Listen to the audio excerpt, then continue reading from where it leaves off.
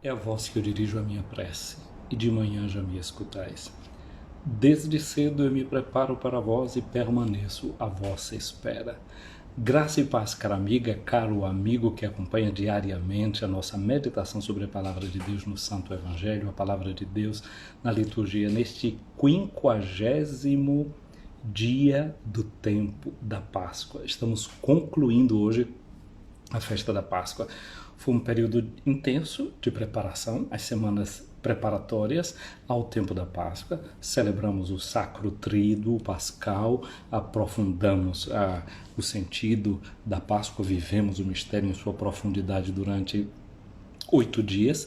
E hoje nós chegamos à 8ª semana, o início da 8ª semana, e isso para mim tem uma força muito grande na compreensão da espiritualidade cristã, porque este domingo, que assinala uma 8ª semana desde que nós começamos a celebrar a Páscoa, significa que a gente está concluindo o tempo da Páscoa e vamos retomar o chamado tempo comum, que começa amanhã, retoma-se amanhã com a 10ª semana do tempo comum. Agora, isso significa, uma porta abre, uma porta fecha, significa que é um lugar de passagem, e com isso a liturgia nos está dizendo que no dia a dia, no chamado tempo comum, nós estamos vivendo a plenitude do tempo pascal, porque no tempo pascal a sua plenitude acontece na celebração hoje, não é? No 50º dia.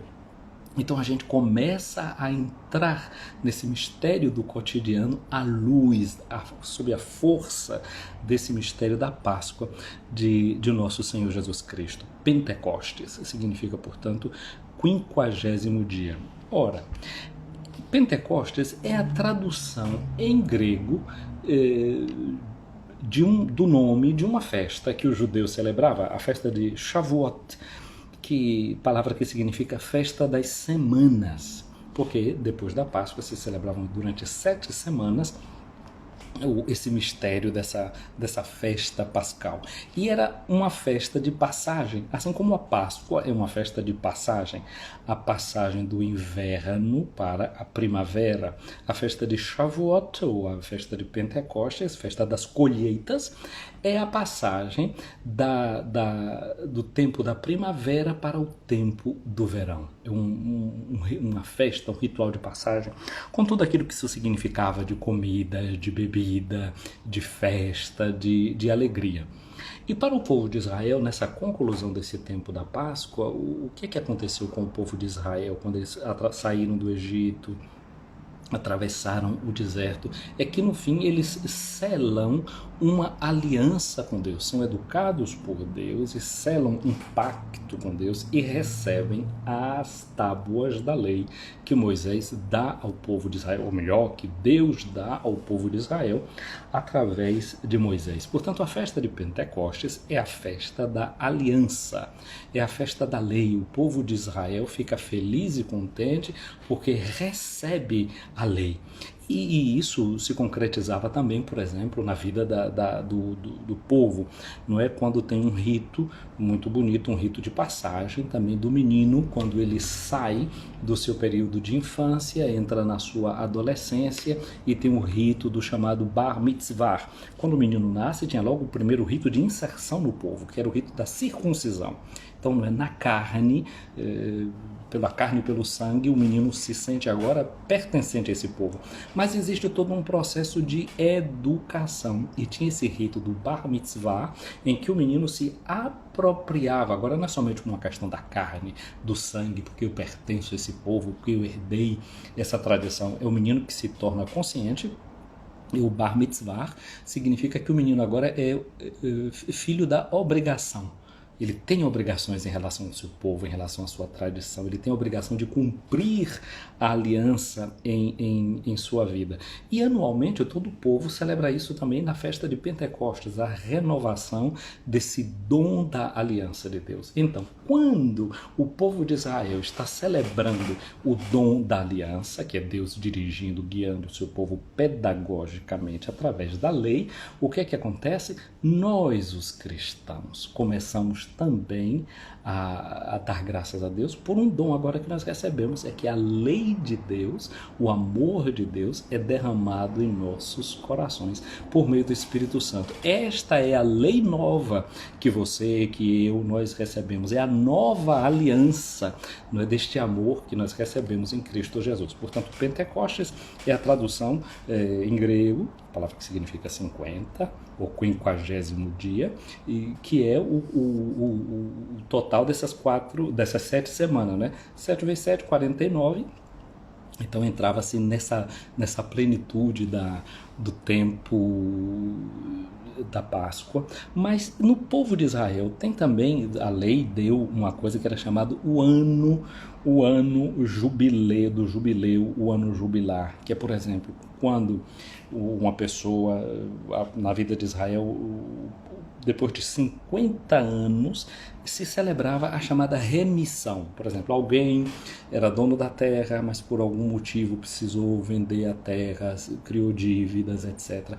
Passados 50 anos, se zera tudo e se começa tudo de novo.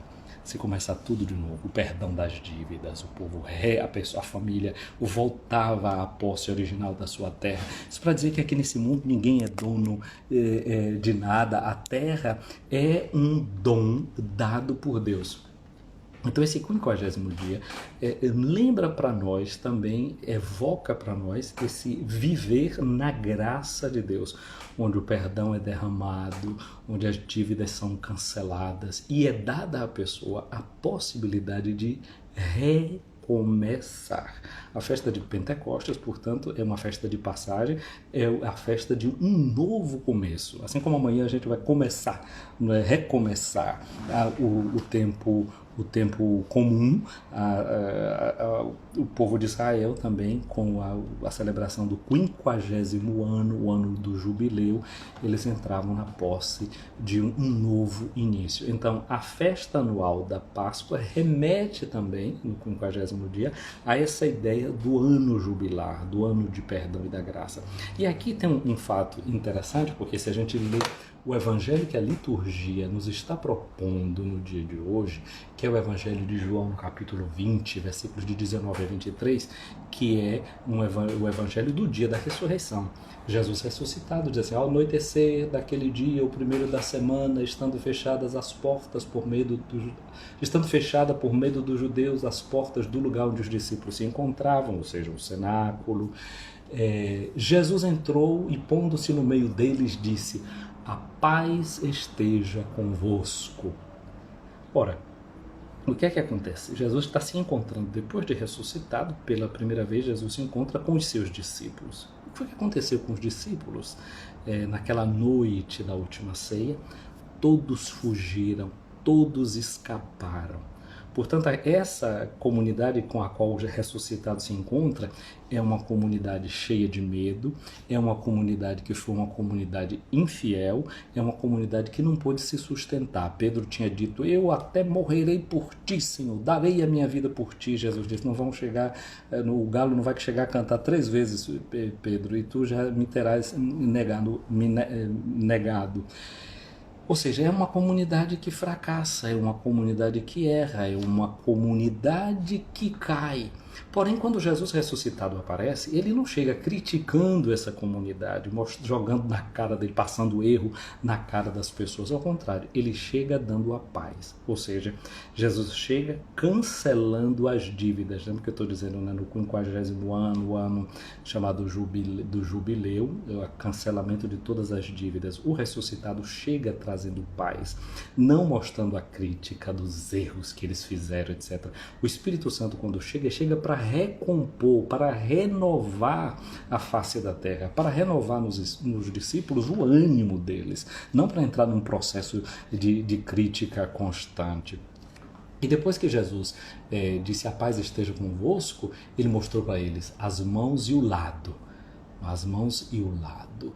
E os discípulos se alegraram por ver o Senhor. Aí Jesus repete de novo: a paz esteja convosco. como o Pai me enviou, também eu vos envio. O dia da ressurreição, não é? A plenitude do tempo da Páscoa, lembra para você e para mim que nós somos missionárias, que nós somos missionários. Jesus nos envia para o mundo. E quando ele disse isso, soprou sobre eles o hálito, não é? O ruá, o sopro de Deus. Quando Deus cria o homem, diz o livro do Gênesis, aqui o homem é modelado do barro, não é? Por isso o primeiro homem recebe o nome de Adão. Adão vem da palavra Adamá, que significa terra. Adam significa aquele que vem da terra, ou seja, o terroso, ou como a gente vai dizer, terráqueo, não é? Que tem origem na terra. Adão significa isso. Então ele era só terra, só barro, e Deus sopra nele o seu hálito, o seu ruá, a sua vida. O Espírito de Deus, portanto, é o Espírito que transmite vida àquilo que está morto. Essa comunidade que está ali agora trancada por medo do judeu, ela está morta no seu medo. O que é que São João diz na sua carta? Que o amor joga para fora o temor, joga fora o medo.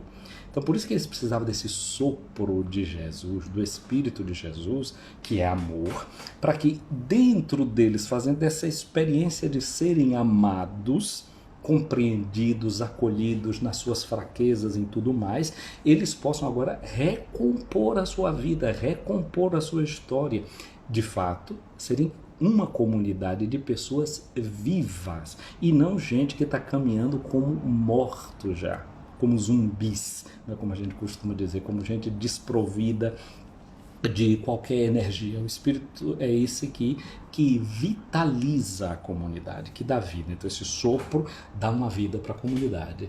E Jesus diz, a quem perdoardes os pecados serão perdoados. Vejam só o que é a graça do Pentecostes, é essa graça de perdão. O Espírito chega reconciliando, aquilo que eu dizia, o dom do perdão no 50º ano. Então a gente hoje celebrando o Pentecostes, ouvindo esse texto do Evangelho, a gente lembra que a festa de Pentecostes é festa de perdão, de cancelamento das dívidas, de dar nova oportunidade às pessoas. A face da terra só pode ser renovada quando a gente dá ao outro a possibilidade de recomeçar, de repartir, quando não tem lugar para a vingança. O ressuscitado chega dando a paz, não para amedrontar os seus discípulos, né? Como se fosse o fantasma, não é? de alguém que veio para meter medo porque os discípulos foram infiéis. Não, ele é o vivente. Ele volta para nós como aquilo que ele é, como o vivente, dando oportunidade nova à comunidade. Não vem para fazer acertos de conta, mas para cancelar as contas, para dar ao homem a possibilidade de reiniciar. E ele diz, a quem perdoardes os pecados, eles serão perdoados, a quem não os perdoardes, eles serão retidos. A igreja recebe de Jesus essa força do perdão. E é isso que a gente deve fazer, porque se a gente não perdoa, o perdão não vem, não é? Mas a igreja é enviada para isso, para perdoar, para dar nova chance, para fazer com que o homem possa experimentar novo começo. Essa é a forma como João conta, narra, não é, a experiência do Espírito Santo. Lucas conta, não é, que essa plenitude do Espírito, não é, acontece nesse 50 dias depois, e a experiência do cenáculo, eles estão ali, o Espírito aparece com forma de línguas, não é, sobre cada um. Então é um simbolismo da comunicação, não é? Nós estamos aqui reunidos como estavam em Jerusalém, pois só quando vivemos unidos é que o Espírito Santo nos vem. Quando o Espírito espalha suas graças, quando o Espírito Santo... É assim, o Espírito Santo vem, derrama suas graças. Ele é fonte de vida, ele é fonte de comunicação e ele está presente, querendo ligar sempre nós uns aos outros. Lucas mostra esse Espírito com essas formas de língua de fogo, mas o Espírito, a palavra significa sopro. É interessante porque quando a gente quer que pegue fogo em alguma coisa, né, botando fogo em algum lugar, uma das coisas que a gente faz é criar vento, é soprar para que o fogo realmente venha atiçado, ganhe espaço, se espalhe. Esses dois simbolismos são muito fortes. Mas Jesus, uma vez, numa festa muito querida para o povo de Israel, que era chamada a festa de Sukkot, que é a festa das tendas, num dia muito especial da festa, o 7º dia da festa, que em Israel as festas sempre são assim, duram 7 dias, ou agora a festa das 7 semanas, né, terminando hoje. A festa de Sukkot era uma festa que todos os dias se faziam procissões, o povo fazia procissão com ramos nas mãos, etc. E o sumo sacerdote ia com uma jarra de ouro, enchia de água e depois jogava no altar. O altar de Israel, a gente não pode pensar como esse altar que a gente vê nas igrejas da gente, não, né? Era um altar que era a altura, ele tinha 7 metros de altura e tinha uma base de 22 metros. Então é um altar em que se sobe, né? Então o sacerdote subia com esse jarro de ouro, com água na mão, misturava com vinho e fazia uma libação, jogava aquilo. E quando o povo está celebrando essa festa, Jesus diz aquilo que estava no evangelho de ontem, na missa da vigília. Não é? Jesus diz assim, naquele último dia da festa, o mais solene, ele de pé proclamou: se alguém tem sede, vem a mim e beba. Vocês conhecem uma música do Padre José Raimundo Galvão, que é o meu irmão de sacerdote de ministério aí na diocese de Amargosa, na paróquia de Nossa Senhora das Graças. Ele tem um canto já muito antigo que diz assim: quem tiver sede, vem a mim e beba, e do seio de quem crê em mim, onde jorra torrentes de água viva, jorrando sempre sem jamais ter fim. Eu quisera viver ao teu lado, Senhor, transformando minha vida em fonte de amor, onde todos que buscam, tentando encontrar, em meu testemunho te ouvissem falar. Quem tiver sede, vem a mim e beba, e do seio de quem crê em mim, onde jorra torrentes de água viva, jorrando sempre sem jamais ter fim. Então, Jesus é esse do qual jorra a fonte de água viva. A fonte de água viva jorra de Jesus. Lembra que quando Jesus foi crucificado, diz que ele, quando ele morre, São João diz que ele deu o seu Espírito, entregou o seu Espírito, o verbo para didomi, entregar, doar, dar. Então ele dá o seu Espírito na cruz, ele se entrega ali na cruz, e diz que depois o soldado com uma lança abriu o lado de Jesus, e do seu lado aberto jorrou sangue e água. Do seio de Jesus jorrou o sangue e a água, símbolos do Espírito Santo.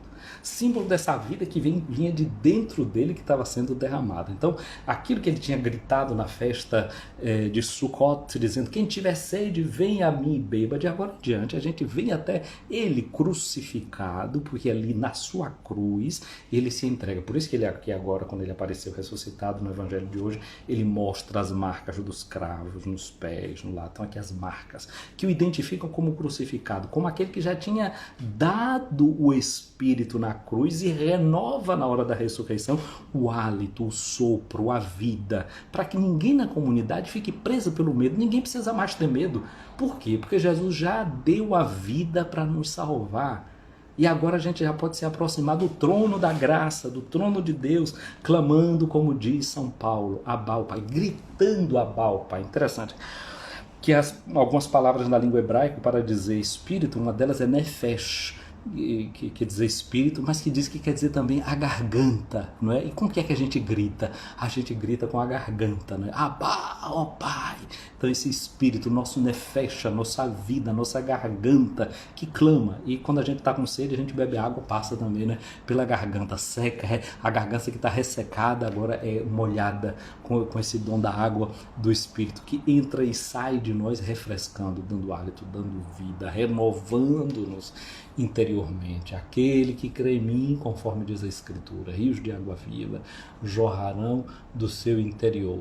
E aí diz aqui São João, esse texto foi lido ontem na missa da vigília, Jesus falava do Espírito que deviam receber os que tivessem fé nele, pois ainda não tinha sido dado o Espírito, porque Jesus não tinha sido glorificado. E onde é que Jesus diz que ele vai ser glorificado? Quando eu for elevado, atrairei todos a mim.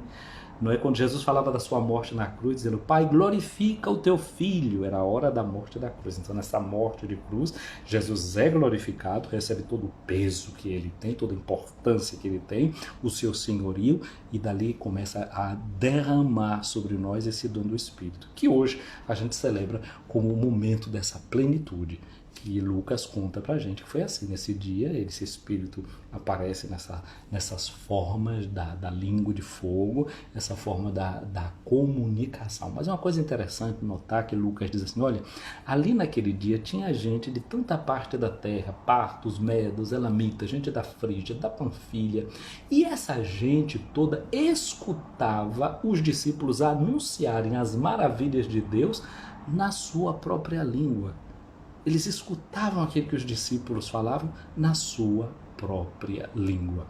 O Espírito é esse que vem, que fala na nossa língua, que fala com a nossa linguagem, que se aproxima do nosso coração. A mãe, quando começa a falar com o filho, ela não faz a língua do filho, o filho faz babá, babá, a mãe começa babá, babá, imitando o que o filho está dizendo, para depois chegar no momento em que ela começa a pôr na boca do filho as palavras. Ela fica dizendo mamã, mamã, para ver se o filho diz, né? Mamã, mamã, mamã. E quando um belo dia o menino olha para ele e diz papá.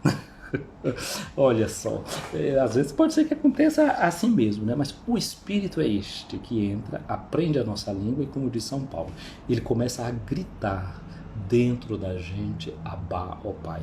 Mas como disse, não é, a festa de hoje é essa festa do Espírito que é colocado dentro de nós como a nova lei. São Paulo vai dizer na carta aos Romanos, não é? Ele vai dizer que agora a gente vai viver para agradar a Deus. E é o Espírito que faz com que a gente agrade a Deus. Porque vivendo como do Espírito no Espírito, a gente vai viver como filhos. Deus vai ensinar a gente. Então não é agora uma lei que eu conheço e que está fora de mim. Não é? Às vezes a gente tem conhecimento, mas não tem sentimento. O Espírito Santo não quer dar apenas o conhecimento a gente da lei. Ele quer dar os sentimentos de filho, para a gente entender que esse Deus é Pai, como a gente diz aqui no versículo 16 da segunda leitura da carta de São Paulo aos Romanos. O próprio Espírito se une ao nosso Espírito para atestar que nós somos filhos. Então o Espírito nos dá os sentimentos de filho, da testa. Você é filho e você agora deve viver como filho. Então esse Espírito que faz a gente gritar, como diz aqui no capítulo 15, no qual nós clamamos Abá, ó Pai. O Espírito nos faz viver como filhos. Como filho a gente vai viver o quê? Do amor pelo Pai e sobretudo da consciência de que a gente é amado. A gente vai fazer a experiência de que é amada, de que é amado e de amar também o nosso irmão, de amar a nossa irmã. Então a vida é vivida de uma forma realmente diferente. Não é? Você não vai viver no espírito da concorrência, a gente não vai viver no espírito da competição, não devemos viver no espírito do ódio. E isso acontece com tudo que a gente faz na vida, viu? Não tem aquela pessoa que vai dirigindo o carro, aí quando o outro ultrapassa, ele fica com uma raiva, e aí ele quer correr atrás do outro de novo, e na hora que passa ele sai buzinando, porque não aceitou que o outro passasse por ele e cortasse.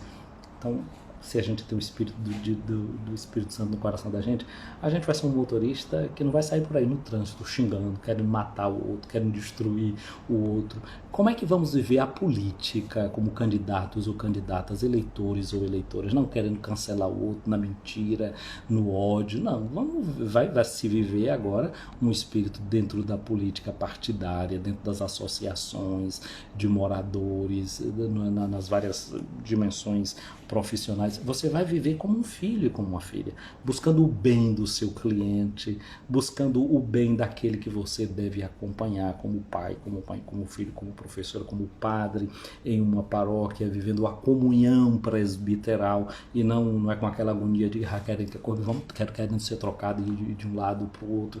Então, o Espírito de Deus, que é esse Espírito que nos torna filhos, nos faz respeitosos, amar a pessoas que amam um ao outro e que querem o bem também do outro. Então é isso tudo que a gente quer pedir a Deus nessa festa de Pentecostes, que esse Espírito de Deus realmente nos renove. E nós encerramos esse encontro nosso de hoje com a oração que a gente no dia de hoje reza no mundo inteiro, dizendo assim: ó Deus, que pelo mistério da festa de hoje santificais a igreja inteira em todos os povos e nações.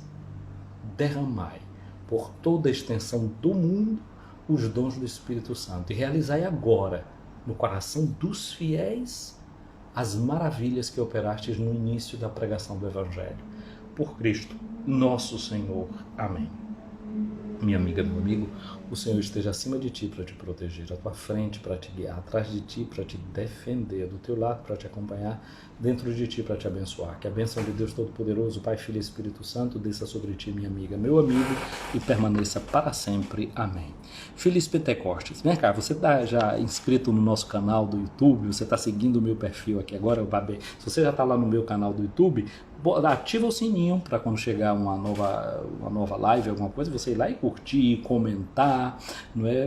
Encaminhar também para outras pessoas, sugira para outras pessoas, mas sobretudo aqui eu vou salvar lá essa live, você comente, você encaminhe, você salve, não é? E assim a gente vai fazendo também a parte da gente como missionários e missionárias. Jesus disse, assim como eu fui enviado, eu também vos envio. Então uma forma também que você pode ser enviar essa mensagem que você está recebendo hoje para outras pessoas. E assim a gente vai também atualizando o modo da gente ser evangelizadores, ser evangelizadoras. Eu vou botar também depois lá na nossa página do Facebook e do meu perfil pessoal. Um abraço então para você que no dia de hoje celebra com a sua comunidade a festa do Espírito Santo, a festa de Pentecostes. Um abraço para a Odaléia aqui acompanhando a gente da Suíça.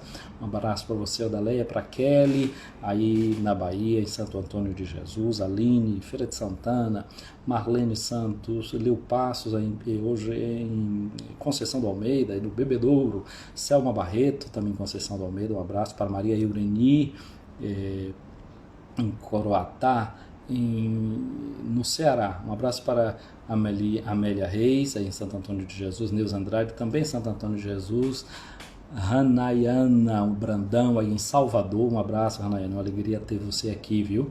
Vani Carla, também um abraço para você. Leandro, eu acho que Leandro deve estar em Alagoinhas, pelo menos a última notícia que eu tinha era que estava em Alagoinhas. Então aí um abraço para Leandro acompanhando a gente aí na cidade de Alagoinhas. Meire, um abraço para você em Amargosa. Cristiane Nogueira em Santo Antônio de Jesus. Deus abençoe, Cristiane, bom dia. Também Darcy Sampaio, um abraço aí para você em Salvador. Frei Vandaí, um abraço para você, Eunápolis, aí na Bahia. Leutos Martins, em Santos, São Paulo, um abraço para você, Darcy. Sampaio diz aqui que a chama do Espírito Santo preencha com seus dons, que o Pentecostes aconteça em nós. Amém, assim seja. Wilma Costa, Mima Costa, aí em Maragojipinho, em Aratuípe, Bahia. Isabel Fazendas, um abraço para você também. Aida Paz, Aida, que alegria, aí em Conceição do Almeida. Um abraço para Rosângela SNT, para Roque Santos em Amargosa. Tenho aqui o Diácono Edmilson. Diácono Edmilson, eu acho que é Diácono, D-I-A-C, não é? Edmilson, um abraço para ele. Eu não sei de que ponto do Brasil nos acompanha.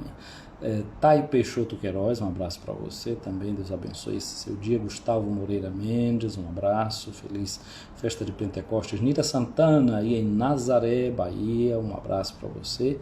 Aliás, Leandro está dizendo, não, é Alagoinha, já está em Feira de Santana, muito bem. O movimento, né, da vida, fazendo a gente de um lado para o outro. O Espírito vai soprando também a gente como sementes, né, e a gente vai espalhando polinizando o mundo no sopro do Espírito. Gente querida, um abraço para vocês, feliz Pentecostes, e de amanhã em diante a gente volta ao tempo comum, celebrando com toda a igreja essa memória de Santa Maria, Mãe da Igreja. Fico por aqui deixando um grande abraço para você, um feliz domingo.